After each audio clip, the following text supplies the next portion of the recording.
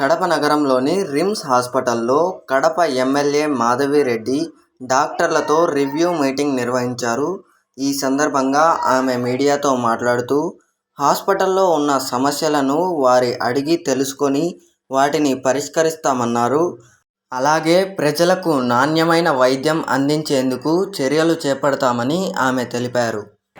రివ్యూతో పాటు ఈరోజు రిమ్స్ హాస్పిటల్లో రివ్యూ చేయడం జరిగింది.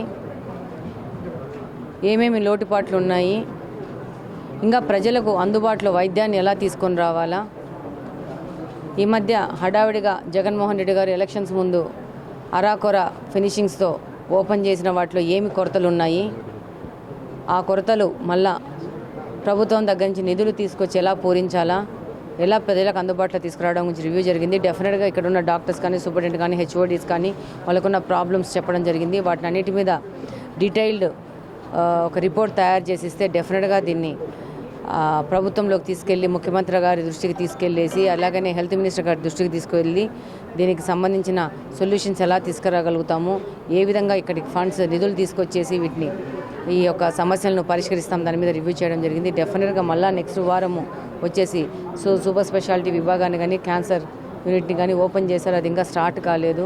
సూపర్ స్పెషాలిటీ విభాగంలో స్టాఫ్ యొక్క స్కేసిటీ, అదే ఎక్విప్మెంట్ ప్రాబ్లమ్స్ కూడా ఉన్నాయి. ఏవి చేయలేదు. వీటన్నిటి మీద ముందుకెళ్ళేసి ఎలక్షన్లో మనం చెప్పినట్లు రిమ్స్ హాస్పిటల్ను ఒక అంతర్జాతీయ స్థాయిలో ముందు తీసుకుపోవడానికి గురించిన మొదటి అడుగు పెట్టడం జరిగింది.